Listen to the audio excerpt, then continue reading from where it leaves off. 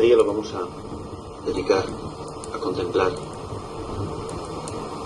no solamente a aprender realidades conceptuales, pero literalmente, con todo lo que significa esa palabra, a contemplar, a mirar con el corazón a la persona y a la misión de María, la Madre de Dios, la Madre de todos los hombres. De tal manera que no solamente se trata de que hoy aprendamos una serie de cosas nuevas, y si es así, pues muy bien, me alegro, que eso es parte del sentido que tiene unos días de ejercicio, pues es aprender más sobre nuestra fe, las verdades de nuestra fe, pero también un poco actualizar, hacer presente qué significa en verdad esta persona humana, qué significa en concreto esta mujer en mi propia vida, en mi vida concreta, en mi vida de cada día. Yo interiormente, yo personalmente sé encajarla dentro de todo el misterio de Cristo, o simplemente porque soy católico pues le doy importancia porque ya sé que es parte de las verdades de nuestra fe, pero no sé en el fondo exactamente cómo relacionarme con ella. Es como, no sé, a mucha gente yo creo que le pasa en la devoción a María pues algo que le pasa mucho a muchos de vosotros, a muchos hispanos, y que no se han criado con su madre. A mí es que me crió mi abuelita. Pues está muy bien, y de repente pues a no sé qué edad, pues nada, se vienen a Nueva York donde se había venido la madre hace no sé cuánto tiempo, y entonces pues eso, y tiene que empezar a tratar con su madre. Pues sí, yo sé que es mi madre, pues claro, es un lío, porque no he tratado con ella, no he ido creciendo con ella, no he ido creciendo a su lado, mi vida no se ha desarrollado junto a ella. Bueno, pues a muchas personas en la fe les ocurre eso, que no han aprendido a crecer con ella, y no simplemente a crecer junto a ella, es decir, que los dos hemos ido envejeciendo juntos, sino que mi crecimiento ha sido fruto del contacto con ella. Como yo no hubiera crecido si alguien no me hubiera criado, no hubiera estado a mi lado, pues muchas personas en el fondo han crecido o han crecido mal, han crecido torcidos, han crecido con muchas dificultades en su vida cristiana porque no han crecido con madre, no tienen la sensación de lo que significa tener madre en el pleno sentido de nuestra fe católica. Absolutamente indispensable, no solamente pues que la devoción y la piedad más externa, sin ánimo de ni mucho menos de ridiculizarlo, todo lo contrario, pero que no ha calado en la profundidad de nuestra fe cristiana. La absoluta originalidad de la misión de esta mujer. No es eso, en cambio, lo que nos dibuja, lo que nos presenta el Evangelio. Todos recordáis como en el Evangelio de San Juan 19, 26 y 27, cuando Jesús está muriendo en la cruz, hace la ofrenda de su amigo, de su discípulo, a su madre, hace la ofrenda, hace la entrega de su propia madre a su amigo y la entrega de su discípulo a su propia madre. Jesús, repito la cita, Juan 19, 26 y 27, entrega diciendo: mujer, he ahí a tu hijo, y luego dice al discípulo: he ahí a tu madre.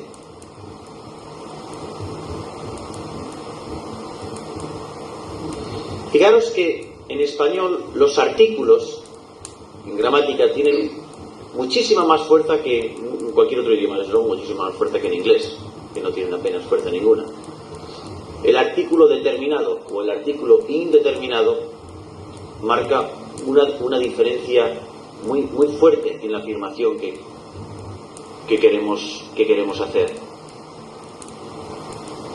Por ejemplo, decir que la Virgen es como mi madre es hablar de una manera tremendamente imprecisa, porque la Virgen no es como mi madre, la Virgen es mi madre. Cuando vosotros me presentáis a vuestra abuela o a vuestra tía, y dice, mire, le presento a mi tía, que es como mi madre, porque nada, ella me ha criado.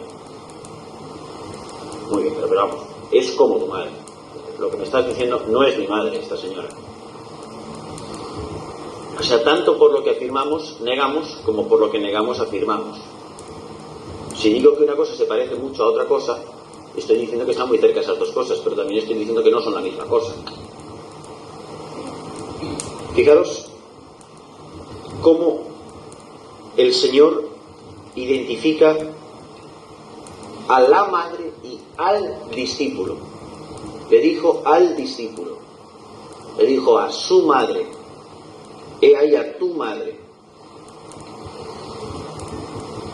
Es decir, María y Juan están ahí representando más que las personas que están al pie de una cruz. En el discípulo están todas las madres representadas, todas las personas, todos los hombres, de todos los tiempos, todos los sacerdotes, todas las vocaciones. En el discípulo están todas las personas, todos los padres, todos los matrimonios, todo ser humano está presente en ese discípulo. Madre, mujer, he ahí a tu hijo.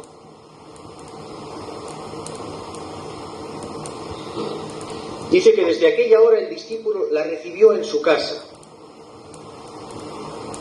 Pero fijaros que la palabra casa no es tanto el edificio, yo vivo en la calle tal, el número cual.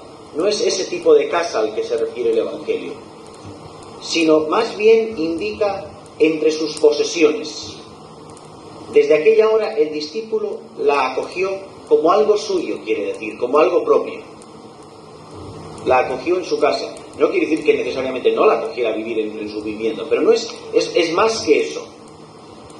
La acogió como posesión suya, como un bien suyo, como uno de sus bienes propios.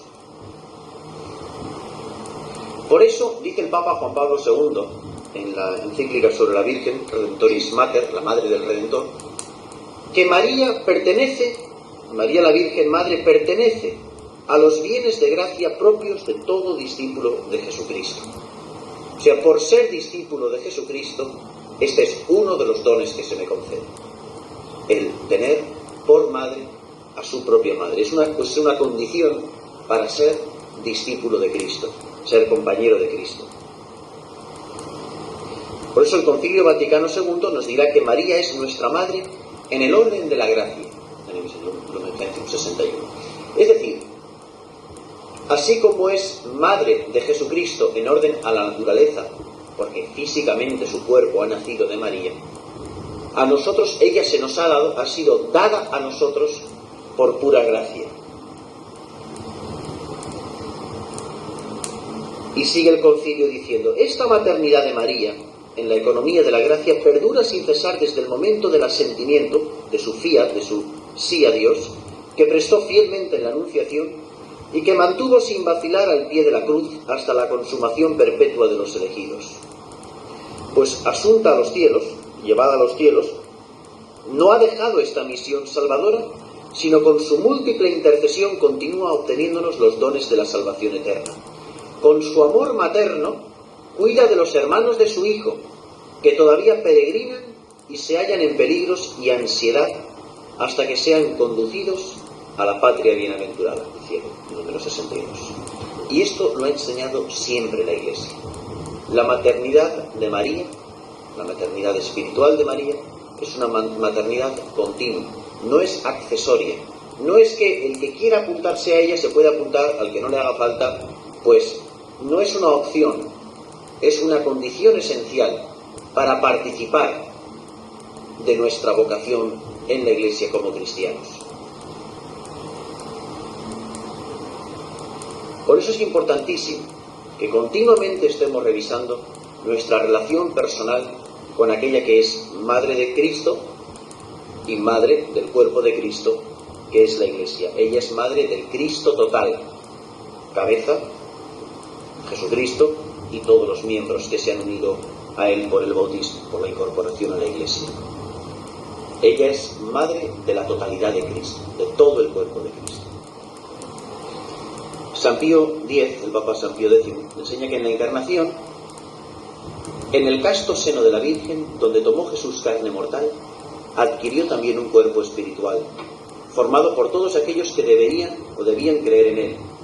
Y se puede decir que teniendo a Jesús en su seno, María llevaba en Él, en su vientre, también a todos aquellos por quienes la vida del Salvador encerraba la vida.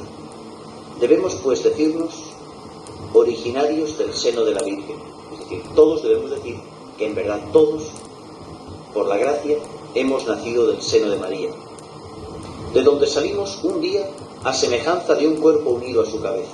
Es decir, si ella ha dado a luz a la cabeza, por gracia ha dado a luz a todos los miembros. Por esto somos llamados en un sentido espiritual y místico hijos de María, y ella por su parte nuestra madre común. Madre espiritual sí, pero madre real de los miembros de Cristo que somos nosotros. San Agustín insiste también en esta misma idea. Es decir, todos, que acabamos de contemplar el misterio del nacimiento, de la natividad, todos hemos nacido ese día. Porque ha nacido Cristo cabeza, ha nacido el cuerpo de Cristo, que es la Iglesia. Toda la Iglesia es engendrada, es concebida, es dada carne y vida por María o de María. En la cruz la Virgen María nos dio a luz con dolores de parto. Ella que engendró a la cabeza sin dolor. ¿Recordáis y sabéis por qué se dice que cuando María dio a luz a Cristo no sufrió dolor alguno? Y la razón es porque recordáis que la maldición de Dios a Eva es que ella, por haber pecado, pariría con dolor. Puesto que ella ha engendrado al Redentor y el dolor en el parto se identifica con el castigo por el pecado, ella que está exenta de pecado y está dando a luz al que es el Redentor del pecado, el perdonador del pecado, el destructor del pecado, lógicamente no le corresponde sufrir las consecuencias de ese pecado al engendrar, al dar a luz, porque ella es la nueva Eva. Muy curioso que la palabra Eva al revés es ave. Al mismo tiempo, daros cuenta lo que significa que así como ha engendrado, ha dado a luz sin dolor a su hijo, dice el Papa Pío XII que en la cruz, al pie de la cruz, ella a todos nosotros, pecadores, nos ha engendrado con dolor. Los dolores que no le costó su propio hijo, se los hemos costado todos nosotros al pie de la cruz. Es como que en la cruz ella ha dado a luz a la Iglesia, al cuerpo de Cristo. En la natividad dio a luz a la cabeza, en el pie de la cruz dio a luz con dolor a todos los hermanos de su hijo, a todos los miembros de su cuerpo. La Virgen María al pie de la cruz nos dio a luz con dolores de parto.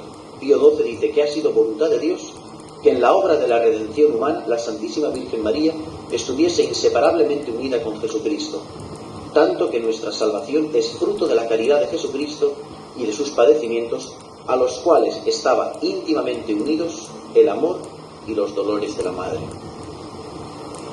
En Pentecostés vino el Espíritu Santo cuando los apóstoles perseveraban unánimes en la oración con algunas mujeres, entre ellas María, la Madre de Jesús.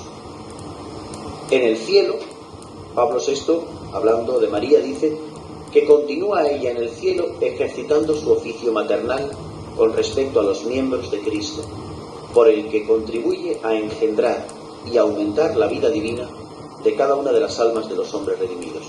La Virgen María en el cielo continúa colaborando con Cristo en nuestra santificación. De tal manera que yo voy a encontrar unos muy serios obstáculos o prácticamente imposible mi propia santificación en la medida en que no me acoja a aquella por quien se le comunica al mundo todos los dones de la gracia. ¿Quién es el autor de la gracia? Solo Jesucristo. Ella ha dado a luz a todo Jesucristo. Luego, así como Cristo, que es la gracia, ha nacido de ella, toda la gracia viene al mundo a través de ella. Vamos, yo creo que eso es fácil de entender. La que es madre de lo más será madre de lo menos. Si Él, toda gracia, está en Cristo, lo dice una de las plegarias eucarísticas de la misa, de quien nos viene todo don perfecto, o por quien han sido creadas todas las cosas. Bueno, pues ella, que ha dado a luz al autor de la gracia, es lógico que ha dado a luz a toda la gracia. Luego, toda gracia se comunica al mundo, siempre y nunca sin la colaboración permanente continua de la Virgen. Dios no me da las cosas a través de la Virgen solo cuando yo pido por la intercesión de María. Eso me puede actualizar a mí, que toda gracia, lo pida como lo pida, si es que se me concede, me viene siempre también con la colaboración de la Santísima Virgen María. Los padres de la Iglesia, los primeros padres de la Iglesia, ya desde el principio, le dieron a María el título de la nueva Eva, pues ella, como la primera y mucho mejor, es la madre de todos los vivientes. Sabéis que ese es el título que se le da a Eva en el Génesis 3:20. La madre de los vivientes. Nadie es más madre de los vivientes que la madre de Dios. No es posible tener a Dios por padre sin tener a María por madre. Y el Papa Pablo VI, al final de la tercera etapa del Concilio Vaticano II, proclamó a María como madre de la Iglesia, es decir, madre de todo el pueblo de Dios, tanto de los fieles como de los pastores. Ahora bien, María es madre de la gracia divina. Es una de las letanías que se le aplican a la Virgen. Madre de la divina gracia. Porque quizá lo que más nos cuesta entender, aunque no queramos reconocerlo, más que los grandes misterios de la Virgen, con todo el rechazo que pueda experimentar la gente, pero me imagino que ya no es el caso de los presentes, de que es Madre de Dios, de que es llena de gracia, de que es siempre virgen, etc. Lo que es más difícil para nosotros entender es cómo vivir todo esto en la práctica. O sea, que yo afirme que María es Madre de Dios o no es Madre de Dios, claro, es importantísimo, esencial para mi fe. Negarlo es caer en la herejía, apartarme de la Iglesia, apartarme de la verdad, apartarme de Cristo. Pero en la práctica puede que mi vida no varíe gran cosa. Ahora, lo que sí va a variar considerablemente mi vida es cómo todos estos misterios fundamentales de mi fe yo los vivo. Lo que quiero decir con todo esto, para que me entendáis, es que aunque puede que ninguno de los aquí presentes neguemos ninguna verdad fundamental, si no en estos retiros no pintáis nada, no neguemos una verdad fundamental de nuestra fe respecto a la Santísima Virgen María, sí que a lo mejor tenemos muy serias dificultades y muy serias deficiencias, o una ignorancia tácita, más o menos admitida, de cómo tratar con esta mujer. O sea, ¿dónde la coloco? Es como, no sé, estamos montando una capilla y de repente traen la imagen de la Virgen. ¿Dónde la ponemos? O sea, que no sabemos dónde colocarla, que no tiene sitio. Es como, pues que ahí no queda bien, pues que ahí no la vamos a poner delante del sagrario. Entonces, no la puedes poner tampoco debajo del Cristo. O sea, una cosa así como una especie de cosa rara. Que no sabemos muchas personas de buena voluntad, sin negar ninguna verdad fundamental, no tienen muy claro exactamente dónde colocarla. Pues a ver si somos capaces de esto. Entendiendo mejor quién es ella y cuál es la misión confiada por los designios misteriosos del Padre a esta mujer, descubrimos que en ella se establece una relación personal única con las tres personas divinas. Dios, al mirar a esta mujer, como padre la llama hija, como hijo la llama madre y como espíritu la llama esposa. Cada persona divina se relaciona con esta mujer de una manera única e irrepetible. Dios la mira como madre, la mira como hija y la mira como esposa. Esta es la relación esencial que se establece entre esta persona humana y Dios, las tres personas divinas. Y tan es su madre como es su hija, como es su esposa. La maternidad espiritual de María siempre va a implicar que ella es la dispensadora de la gracia divina. Acordaros de esa frase que es muy católica. Esta nos identifica tremendamente con nuestra fe católica. María es dispensadora, ahora veremos lo que significa eso, de la gracia divina que de ninguna manera, y esto en el mismo capítulo 8 del Lumen Gentium, del Concilio, hablando de la Iglesia, queda resaltado, que de ninguna manera disminuye para nada la conciencia de lo que ya afirma la carta a los Hebreos, de que Jesucristo es nuestro único mediador. Jesucristo es el único mediador, pero María, con todo fundamento, es invocada en la Iglesia con los títulos de abogada, auxiliadora, socorro y mediadora. Pues la mediación, dice el Concilio, la mediación, mediar, única del Redentor, Cristo único mediador entre Dios y los hombres, no excluye, sino que suscita en las criaturas diversas clases de cooperación participada de la única fuente. Cristo es el único mediador, pero su mediación no excluye para nada, sino que al revés invita a que otros colaboren con su única misión. La Iglesia no duda en confesar esta función subordinada de María.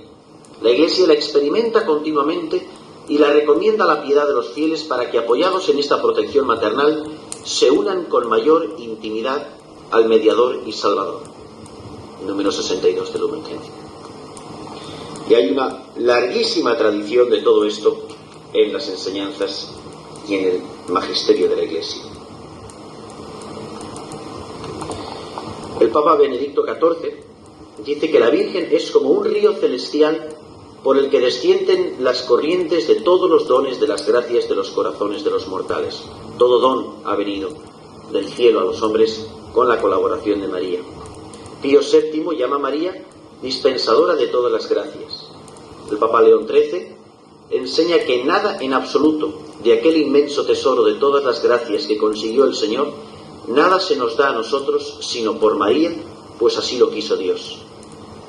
San Pío X enseña que María, junto a la cruz, mereció ser la dispensadora de todos los tesoros que Jesús nos conquistó con su muerte y con su sangre. La fuente, por tanto, es Jesucristo. Pero María, como dice San Bernardo, es el acueducto, el puente a través del cual pasa el agua de la gracia. Ella es la que lo ha llevado a los hombres. No fue ella la que lo llevó al templo, no fue ella la que lo mostró a los pastores, no fue ella la que medió entre su hijo y los de las bodas de Canaán, haced lo que él os diga.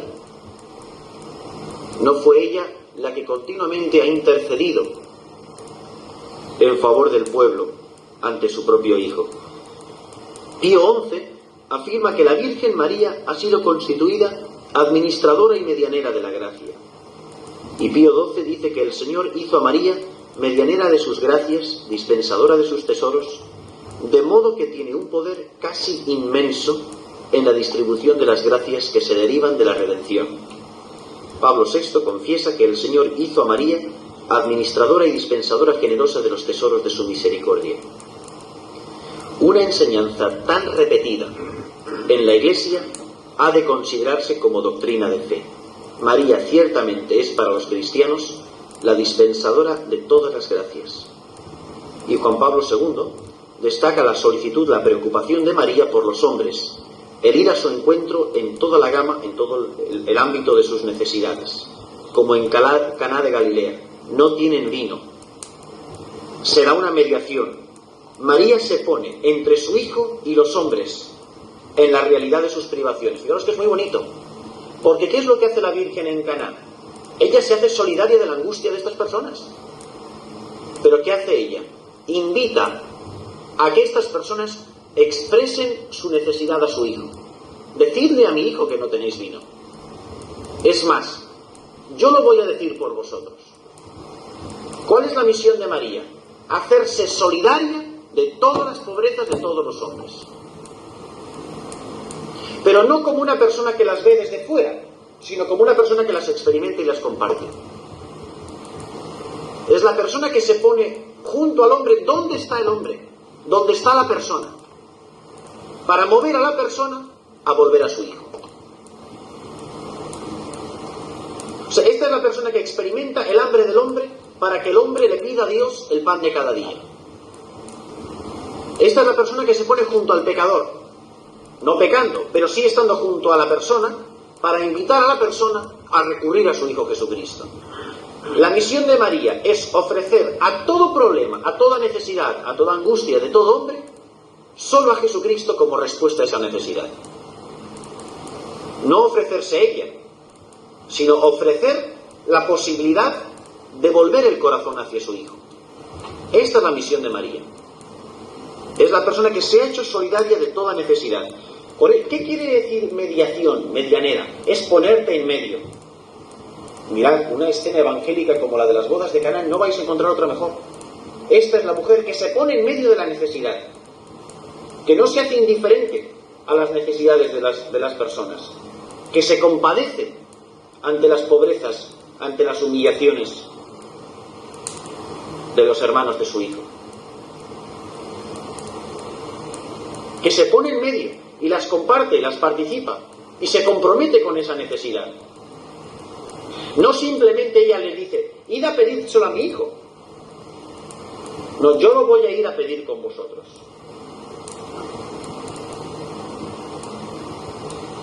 Hacer de mediadora es ponerte en medio, no como una persona extraña, sino en su papel de madre, consciente de que como tal, como madre, puede, más bien tiene derecho de hacer presente al hijo las necesidades de los hombres. Tiene derecho a hacerlo porque su hijo la ha hecho así. La iniciativa es de su hijo.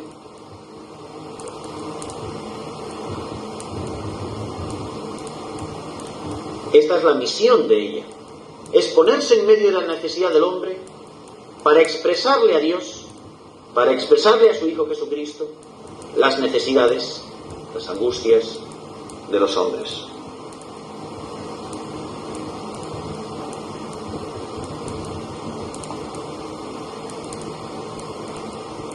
Su mediación, por lo tanto, tiene un carácter de intercesión. María intercede en favor de los hombres. Tenéis en Redemptor Hominis, número 21, la encíclica del Papa, con motivo del año Santo Mariano del año 87.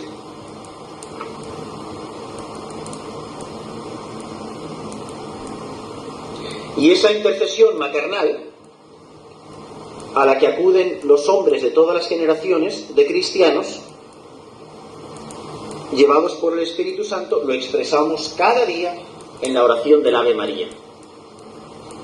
Santa María, Madre de Dios, ruega por nosotros. Ahí está encerrada toda la misión de María. Rogar es lo mismo que interceder. ¿Qué estamos diciendo cuando le decimos a otra persona reza por mí? Estamos diciéndole intercede por mí. Media por mí. O sea, dile a Dios mis necesidades por mí.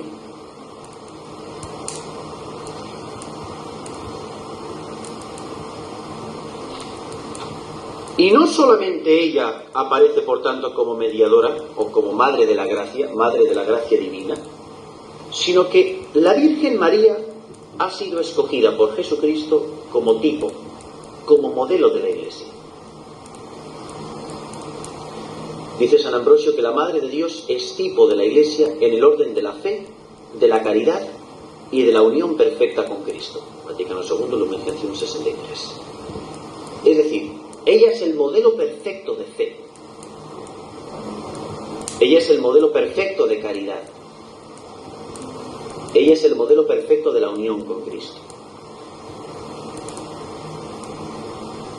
Todos participamos en el acto de fe de esta mujer. Todos participamos en el acto de caridad de esta mujer. Nadie ha creído en Cristo, nadie creerá en Cristo como cree esta mujer. Sabiendo, como sabéis, que creer en es lo mismo que amar más que a nada en este mundo. Yo creo tanto, mi fe es tanta, la medida de mi fe la marca mi amor. Yo creo, la medida de mi fe la marca mi caridad. Cuánto creo en Cristo, cuánto le amo.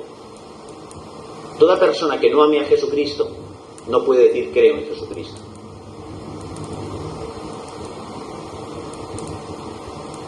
Creer en es amar más que a nada en este mundo.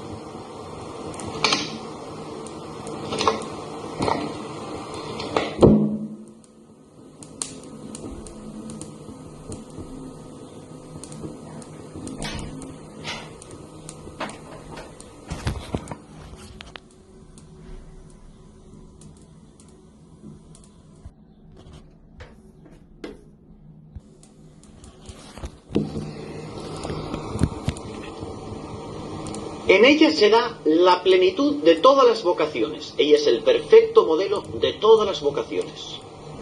Cualquier vocación en la Iglesia no tiene otro modelo mejor,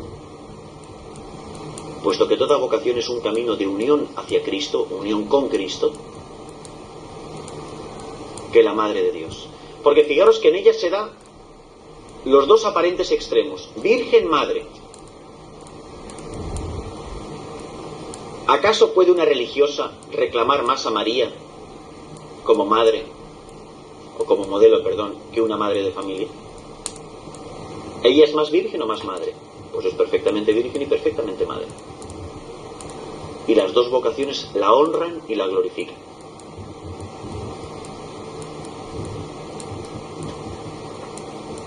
Pues repasar esta idea. La veo como madre, la veo como modelo. No puede cualquier mujer que se casa recurrir a este modelo, que es el modelo perfecto de la unión con Cristo y de la vocación matrimonial. Pues mi ideal matrimonial como mujer es ser como ella. El ideal que me he trazado para mi vocación familiar matrimonial no es otro que el ser María. Mi vocación al consagrar mi virginidad a Cristo y a la Iglesia no es otro que participar de su virginidad. Y los hombres lo mismo, vamos, los sacerdotes, los hombres, los padres de familia, etc. No tiene que ver esto nada con la sexualidad. Por eso, María es virgen y madre. Y estas son precisamente las dos características de la Iglesia. Fijaros qué maravilla. La Iglesia es virgen y es madre. Ahora veremos en qué sentido es una cosa y la otra. María es virgen y madre y la Iglesia también lo es. María, creyendo y obedeciendo, engendró en la tierra al Hijo mismo del Padre. Y así es como la Iglesia engendra a Cristo en la humanidad. ¿Cómo engendra la Iglesia a Cristo en los hombres? Creyendo y obedeciendo. María concibió a Jesús aceptando en sí misma la palabra que el Padre le ofreció. Y la Iglesia se hace también madre mediante la palabra de Dios aceptada con fidelidad. En la medida en que la Iglesia escucha la palabra de Dios y la anuncia a los hombres, la Iglesia se hace madre de los hombres, porque por la proclamación de la palabra de Dios, los hombres que la escuchan se hacen hijos de la Iglesia. La palabra de Dios es Jesucristo. Y cuando la Iglesia anuncia a Jesucristo, está engendrando por el bautismo hijos de Dios. Es en el bautismo donde la Iglesia se hace madre. Por eso, así como en el bautismo somos hechos hijos del Padre, amigos de Cristo, templos del Espíritu Santo, somos hechos por la misma razón miembros de la Iglesia. La Iglesia ejerce fundamentalmente su maternidad por las aguas del bautismo. Crece el número de sus hijos. Pero ¿cómo es virgen la Iglesia? Es virgen porque ha mantenido intacta el depósito de la fe. Nunca ha violado, nunca ha manchado el depósito de la fe. Y porque siempre ha proclamado como norma suprema de su vida y de su comportamiento la caridad. Creyendo y amando. Decíamos que la Virgen ha conservado intacto este don. La Iglesia esposa es como María, virgen fiel. ¿Cómo es ella virgen? Unida a Cristo esposo.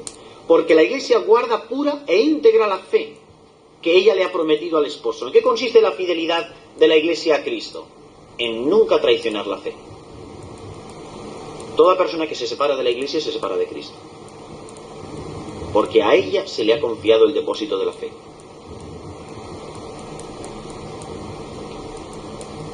La Iglesia esposa es como María, virgen fiel, que guarda pura e íntegramente la fe prometida al esposo. Y a imitación de la Madre de su Señor, por la virtud, la fuerza del Espíritu Santo, ella conserva virginalmente una fe íntegra, una esperanza firme y una caridad sincera.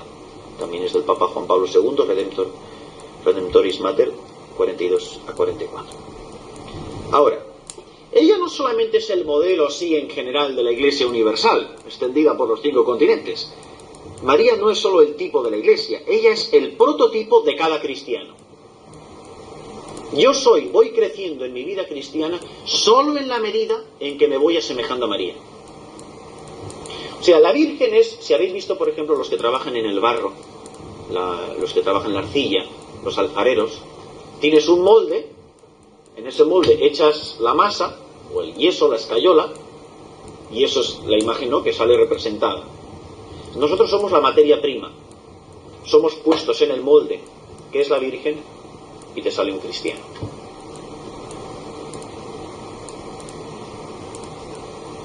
Porque ella fue el molde donde fue configurado el Hijo de Dios, que es Jesucristo.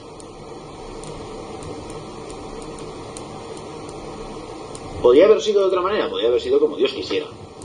Yo no digo cómo podía haber sido, lo único que digo es cómo fue.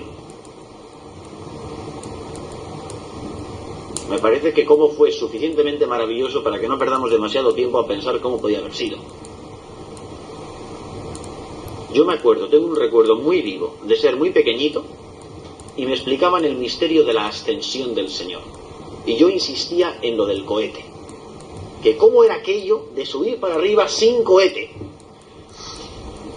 Bueno, podía haber sido con cohete, porque vamos, yo ya de pequeño era precoz y era medio teólogo. Dice, ¿pero por qué no había cohete? Pues chico, la persona que me lo explicara seguro que no sabía por qué no había cohete. Solo insistía en que no había cohete. Lo cual a mí me decepcionaba considerablemente. Bueno, pues ¿cómo podía haber sido? Es una pregunta totalmente inútil. Lo que verdaderamente es fructuoso es contemplar cómo fue de hecho, cómo es de hecho el misterio. Ella es el prototipo. En efecto, todos estamos llamados a engendrar, entre comillas, a Jesús en nuestras vidas. Y todos hemos sido llamados a ser madres de Cristo, a engendrarlo. ¿Cómo? Pues porque dice él, quien hace la voluntad de Dios, ese es mi hermano, mi hermana y mi madre. Marcos 3:35. Madre de Jesús se hacen todos aquellos que escuchan la palabra de Dios y la ponen por obra. Lucas 8:21. Toda alma fiel está desposada, unida esponsalmente al Verbo de Dios, Madre de Cristo, hija y hermana, virgen y madre fecunda. Por eso nunca caigáis en la tentación de usar la devoción a la Virgen como simplemente una cualidad personal mía. El peor servicio que le podéis decir a una persona es que vosotras o vosotros sois muy devotos de la Virgen. Yo es que mi especialidad en la Iglesia Católica es ser muy devota de la Virgen. Esa no es una cualidad mía, es una cualidad de todo cristiano. Porque entonces cualquier persona se puede sentir en el perfecto derecho de no ser así de devoto. O sea, esto no es una posibilidad más, como me puedo apuntar a tal asociación o me voy a poner el escapulario verde, rojo, amarillo o lila. Esto no es materia negociable. Esto es parte de la esencia del depósito de nuestra fe católica. Que o ella ocupa el lugar que le corresponde en mi piedad cristiana, o yo no soy católico, no soy discípulo de Jesucristo. O sea que nosotros somos muy fáciles para acomodar las cosas y para justificar en el fondo a cualquiera. Que solamente tengo de vida cristiana lo que tengo de devoción a la Virgen. Repetiros esa frase varias veces hasta que se os vaya empapando. Pues hombre, como solamente tengo de Jesucristo cuanto esta mujer lo ha engendrado en mi vida. Ser cristiano es ser de Cristo. Yo tengo de cristiano, tengo de Cristo lo que esta mujer ha podido engendrar en mi vida, lo que yo le he dejado a ella engendrar en mi vida, lo que yo le he dejado a ella hacer en mi vida. Porque lo único que está ella para hacer en mi vida es engendrar a Cristo en mí, identificarme con Cristo, ir transformando mi vida. Yo no sé si os ofendo, simplemente preguntándoos cuánto amo yo a la Virgen. ¿Hay una persona en este mundo a quien yo amo más que a esta mujer? ¿Hay una persona más espontáneamente cercana a mí que ella? ¿Es la persona humana? Sé que Dios son tres personas divinas. ¿Hay alguna persona humana a quien le tengo más confianza, a quien echo más de menos, con quien me gusta más estar? Echarle vosotros ya imaginación, porque no hace falta que insista en esto.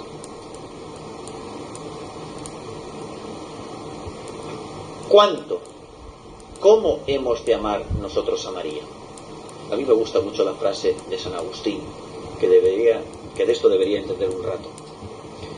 De María nunquam satis, de María nunca bastante.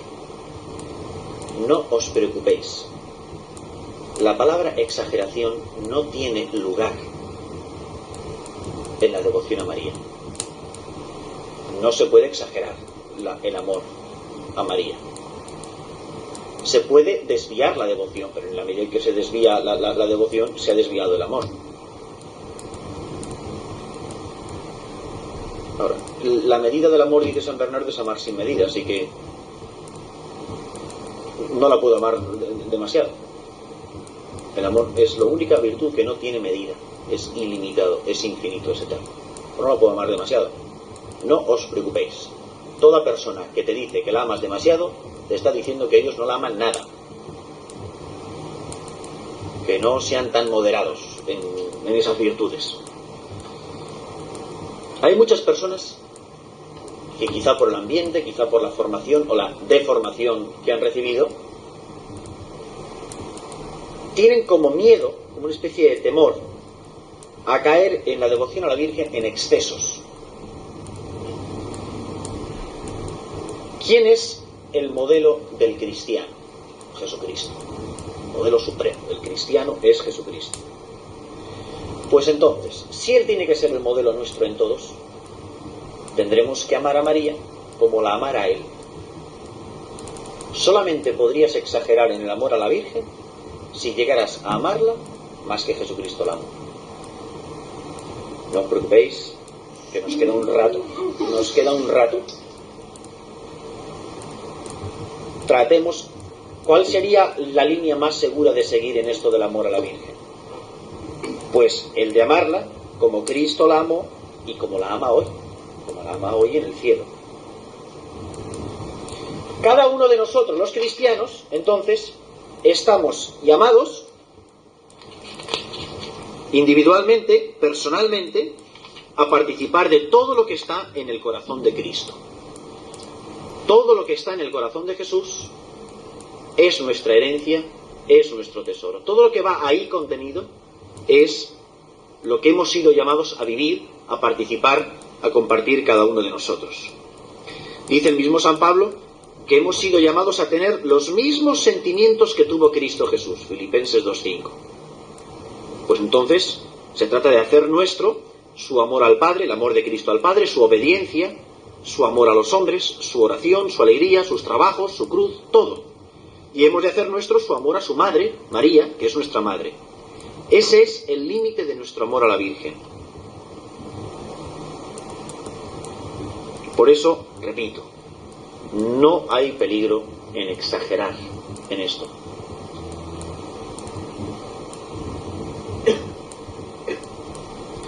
Un ejemplo, o unos ejemplos muy seguros del amor que hemos sido llamados a tenerle a la Virgen, que hemos sido llamados a participar de la Virgen, es siempre los santos.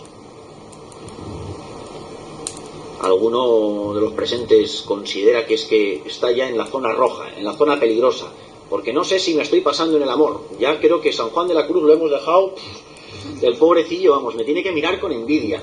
Santa Catalina de Siena, vamos, creo que, vamos, me dice que me he pasado también. Alguno considera que quizá el amor de los santos a la Virgen es ya más pequeño que el vuestro.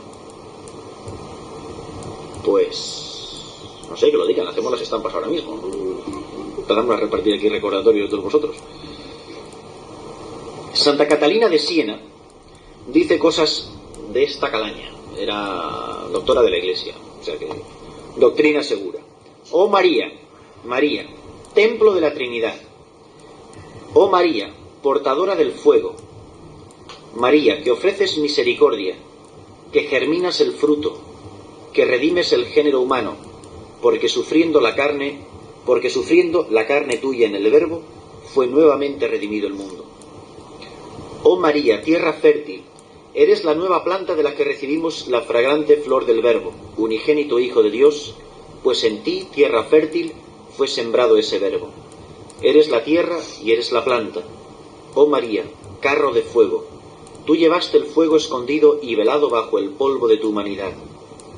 Oh María, vaso de humildad en el que está y arde la luz del verdadero conocimiento con que te elevaste sobre ti misma, y por eso agradaste al Padre Eterno y te raptó y llevó así, amándote con singular amor. Oh María, dulcísimo amor mío, en ti está escrito el Verbo del que recibimos la doctrina de la vida. Oh María, bendita tú entre las mujeres por los siglos de los siglos. Por eso comencé, hemos empezado esta charla, si recordáis, insistiendo, en que no se trata simplemente de que hoy, en estos días, aprendamos más cosas sobre la Virgen, sino que como fruto tengamos un trato mucho más contemplativo de ella. La mejor manera de contemplar a Dios, que es invisible, es contemplarlo en sus obras, y de entre todas sus obras, ninguna es más excelsa que la que ha hecho con su madre. O sea, María es el límite de Dios, en una palabra. Dios no puede hacer por una persona humana, por una criatura, más de lo que ha hecho por ella. O sea, yo voy haciendo afirmaciones una detrás de otra y el peligro es que la última que digo como que nos hace olvidar la anterior. Por eso, que no vaya esto como, pues eso, lloviendo en el océano, donde ya no se nota nada, ya pues uno le queda toda una especie de barullo, ¿no? No debe de ser eso, pero pensar lo que es decir eso, es decir, María, límite de Dios. ¿Qué más puede hacer Dios por una criatura que lo que ha hecho la Santísima Trinidad, Padre, Hijo y Espíritu Santo por esta mujer? La ha hecho su madre, la ha hecho su hija, la ha hecho su esposo, la ha hecho inmaculada, la ha hecho llena de gracia, la ha hecho... Decime a mí, a ver qué se os ocurre. Por eso, ella, que es la Madre de Dios, la Theotokos, la Madre de Dios, es Madre de Dios por ser y al ser llena de gracia. Llena de gracia es el título que corresponde plenamente a todos los otros atributos que haya recibido, porque en ella no hay sombra, oscuridad ninguna, ni rastro de pecado alguno. En ella se da la diametral, la absoluta oposición, y en ella podemos ver en una persona humana quién sería yo si yo nunca hubiera pecado. Si yo nunca hubiera pecado, sería como ella, excepto los atributos específicos de ella, que es ser la Madre de Dios, etcétera, etcétera, etcétera. Si no hubieran pecado Adán y Eva, todos hubiéramos sido inmaculados desde la concepción, porque el pecado original no lo hemos cometido ninguno de nosotros, hemos nacido con él. Pues hubiéramos nacido sin pecado, que eso es lo que significa la Inmaculada Concepción. Y si no hubiera habido el primer pecado, probablemente nunca hubiera habido el segundo. Es decir, nunca hubieran habido pecados personales. Si no hubiéramos pecado personalmente, pues no seríamos ruega por nosotros pecadores, sino ruega por nosotros, vamos, santos. O sea, sin pecado. No hay en ella oscuridad alguna de pecado. Toda ella es luminosa, purísima, no manchada. Ella es la que quiere decir sin mácula, sin mancha. En ella se nos revela el poder y la misericordia del Padre, la santidad redentora de Cristo y la fuerza divinizante del Espíritu Santo. En ella conocemos la gratuidad de la gracia, pues desde su misma concepción sagrada, Dios santifica a la que va a ser su madre. Es decir, esto es muy importante. Todo lo que hay en ella es gratuidad de Dios. Cuando digo que una persona tiene algo por gracia, quiere decir que no tiene derecho a ello. Lo que a Jesucristo le corresponde, Jesucristo tiene derecho a ser inmaculado, porque le corresponde por ser quien es. por naturaleza. Él es inmaculado por naturaleza, ella es inmaculada por gracia. A ella por sí misma le correspondía nacer en el pecado como a todos nosotros, porque no es otra cosa que una criatura humana, polvo y barro. Pero Dios le ha hecho la gracia de concebirla sin pecado. Todos los atributos, ahí se ve la gratuidad de Dios. ¿Qué quiere decir la palabra gratuito? Gratis. Nadie se lo ha dado por el mérito de ella, sino por los méritos del que es santo, que es Jesucristo. Y su nombre es santo, dice ella en el Magnífica.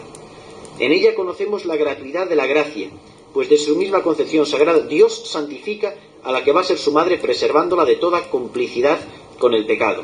En Jesús no vemos el fruto de la gracia. Esto es muy importante, porque lo que Él es no lo es por fruto de la gracia, sino la raíz de toda gracia.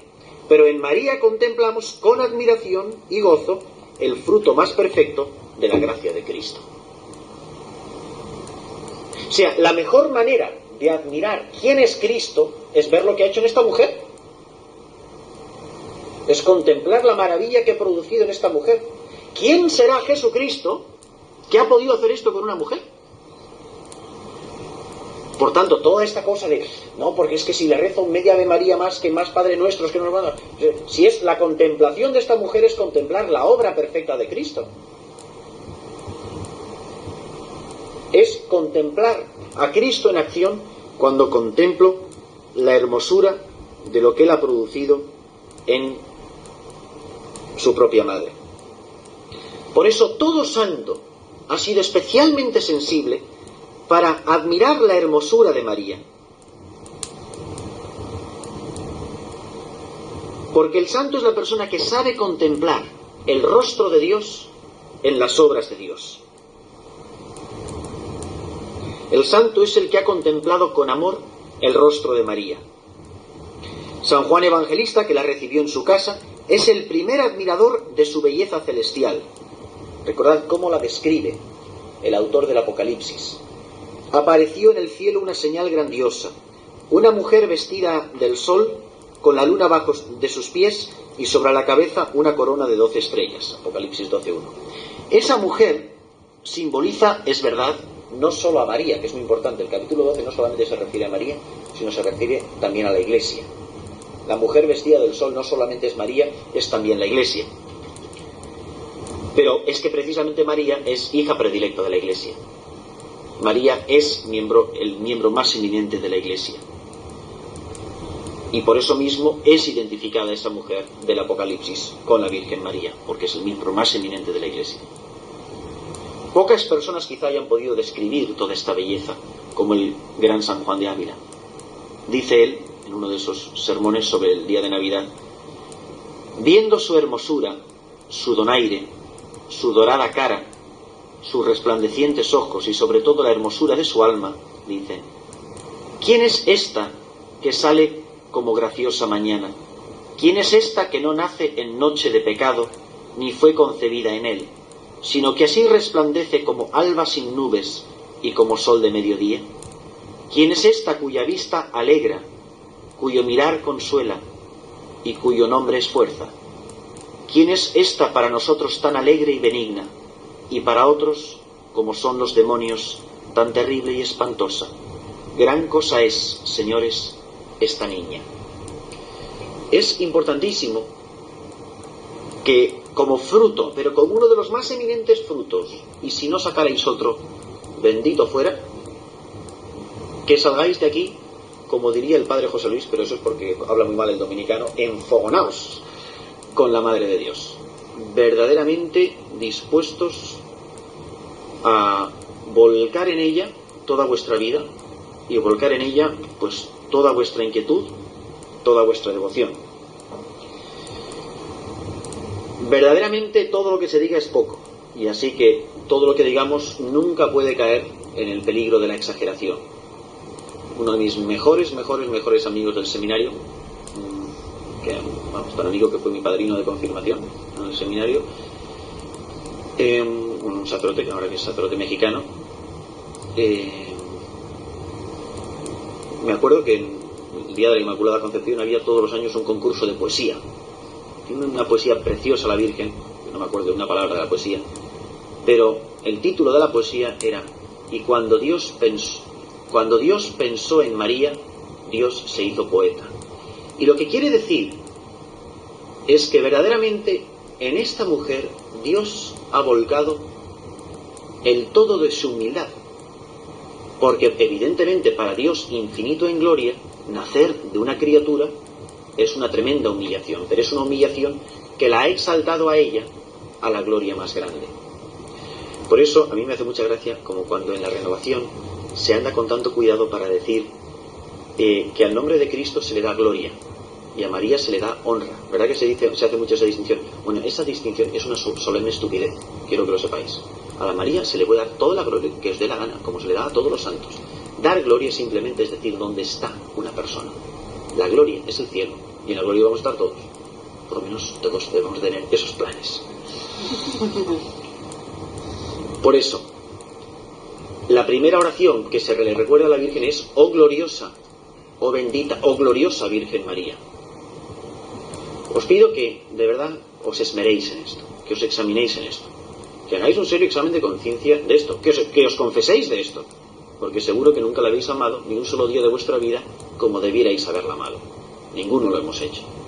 Pues que sintamos este arrepentimiento, que sintamos esta pena, y que salgamos de este retiro más conscientes de tener a semejante compañera, semejante hermana en la Iglesia, semejante madre, y que verdaderamente ella a partir de ahora pueda ejercer aquella vocación para la cual Dios la ha escogido desde los siglos, que es ser madre de su Hijo, el Hijo de Dios, Jesucristo, pero madre del cuerpo de su Hijo, que es la Iglesia, que somos cada uno de nosotros.